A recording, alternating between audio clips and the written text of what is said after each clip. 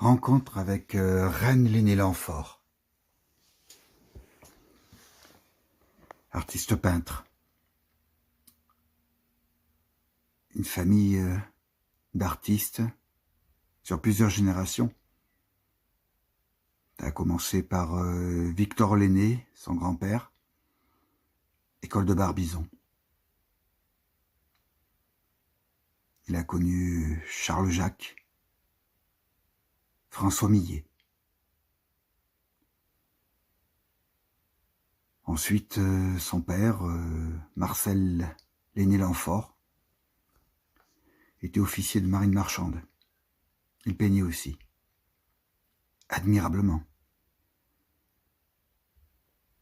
Il y a quelques-unes de ses œuvres au musée du Vieux-Toulon. Il fait partie de l'Académie du Var. À l'époque, j'ai rencontré Reine Lenné-Lanfort au CFA du Bossé. J'étais apprenti et nous avions des cours d'art plastique, une fois par semaine.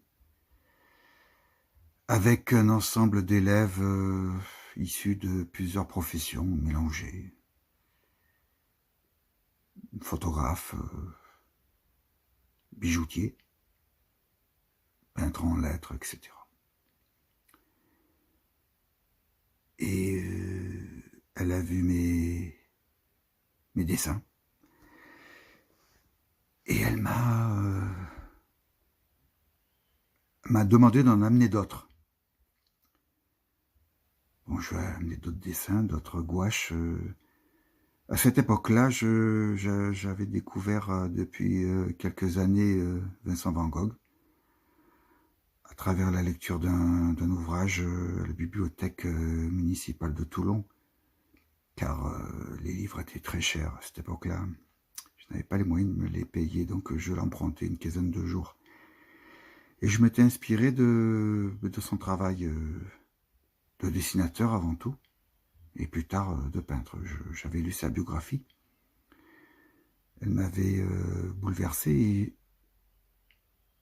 la connaissant les débuts de cet artiste protestant par filiation, voué à la peinture dès son plus jeune âge, j'ai compris beaucoup de choses en lisant toutes ces lettres.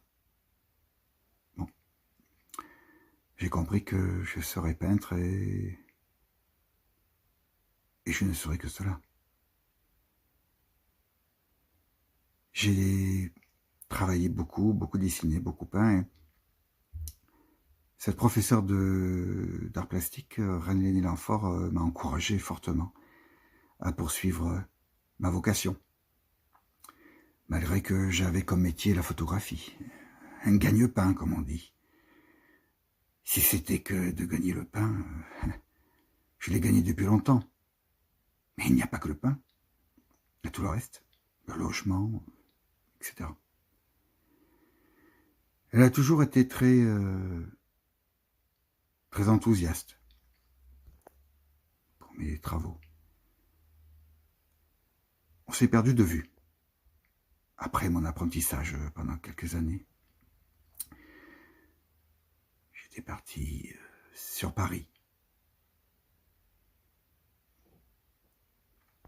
Redescendu de la capitale en 87. On s'est recroisés sur la place de la Liberté. Tout un programme.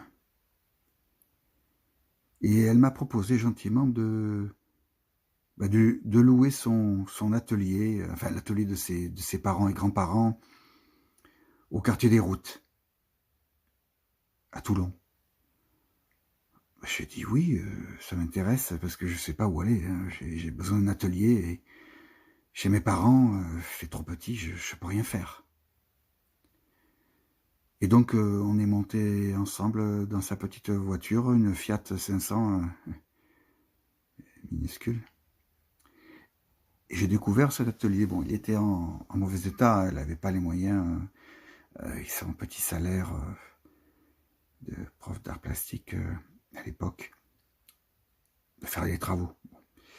Bon, j'ai regardé, c'était un peu le foutoir. Hein. J'avais de tout là-dedans, c'était un débarras. Hein. Bon, en poussant tout, sur les côtés, j'ai réussi à, créer un atelier, près de la cheminée. J'ai posé mon chevalet, mon tabouret et un fauteuil. Car, en peinture, on passe plus de temps assis dans un fauteuil à y réfléchir qu'à peindre. Le moment de peinture est très court, en rapport de la réflexion. Ceux qui peignent le savent. Elle me fait découvrir les travaux, les œuvres de son père et de son grand-père en montant dans la petite chambre tout en haut de cette petite maisonnette provençale qui avait été, selon elle, c'était sur le cadastre, un relais de chasse du roi Louis XIV. Une maison très ancienne, avec beaucoup de charme, des murs très épais. Dans la salle de rez-de-chaussée, elle m'a montré un fauteuil, un Voltaire. Elle m'a dit que c'est là où était morte sa mère. Et dans la chambre du haut, j'ai vu de très belles œuvres de Victor Lenné d'abord, une représentation du paysage parisien, l'inondation de 1903, il me semble, dans les teintes brunâtres, dans le style Jeune Carrière, qu'ils avaient connu, bien évidemment. Ensuite, une marine la Pointe du Raz, il me semble, en Bretagne, avec les déferlantes des vagues sur les rochers, très bien traitées, tout en matière. Vraiment de la belle ouvrage. Ça m'avait impressionné. Je me suis dit, oula, il y a des artistes ici. Et après, nous sommes redescendus. J'ai déballé un peu tout ce que j'avais amené de Paris, quoi, ce que j'avais réussi à sauver surtout, parce que je suis parti assez rapidement. Et j'ai rapatrié tout ça. Et j'avais déjà commencé à peindre un peu des vestiges, j'ai fait quelques esquisses de vestiges gréco-romains dans le style ruiniste du XVIIIe siècle. Parce que en venant de Paris, j'avais ramené beaucoup d'œuvres lugubres, avec des crépusculaires, des paysages de fin de monde, des charniers, des paysages assez angoissants. Je ne les avais pas encore sortis.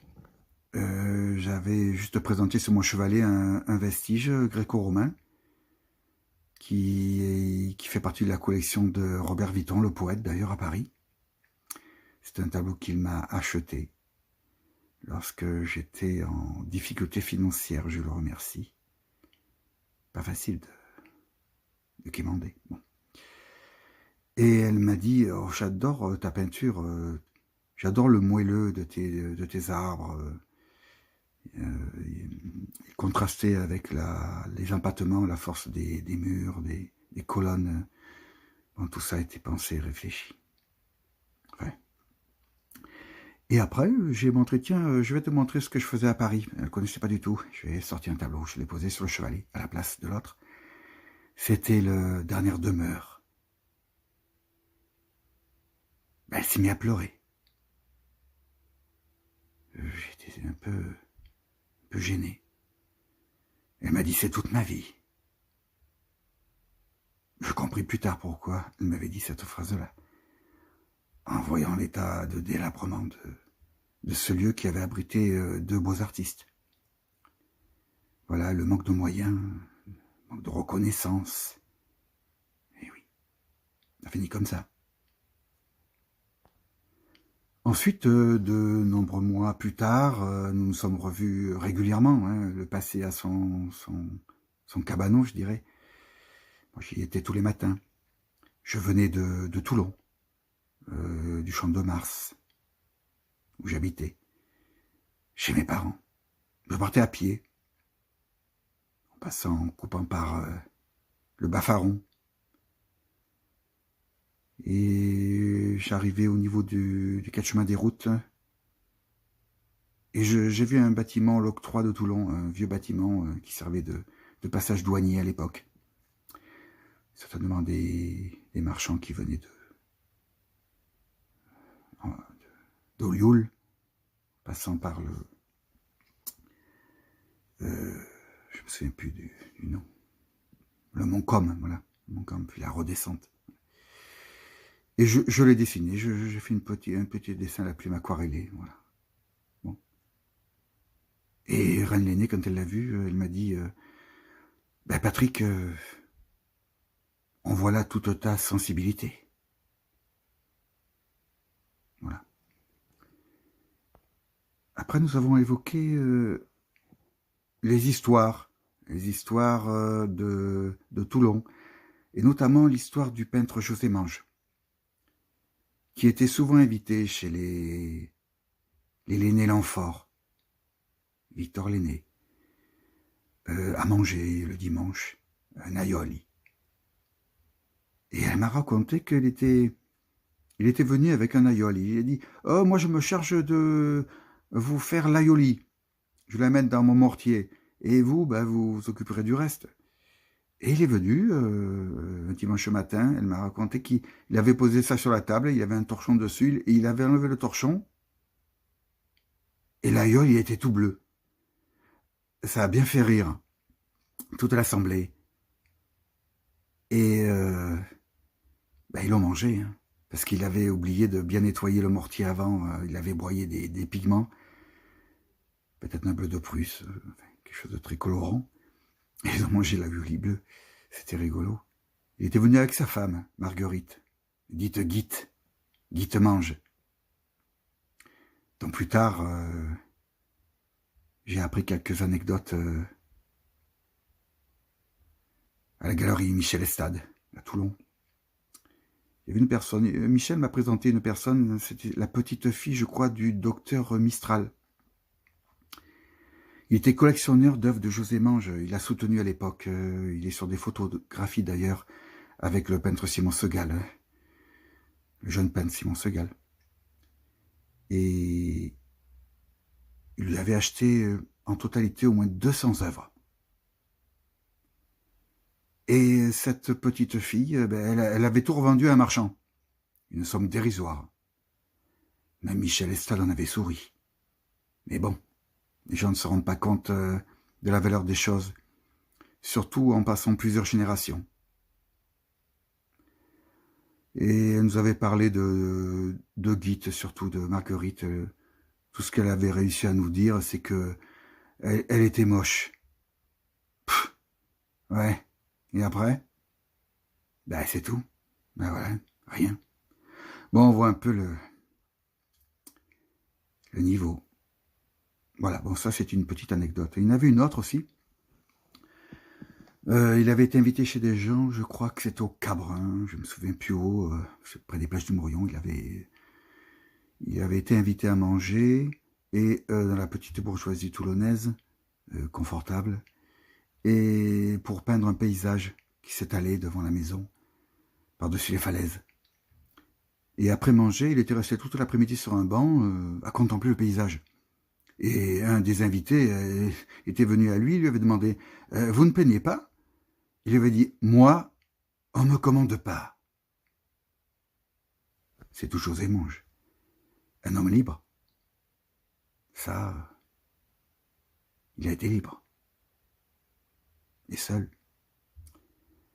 Presque jusqu'à la fin.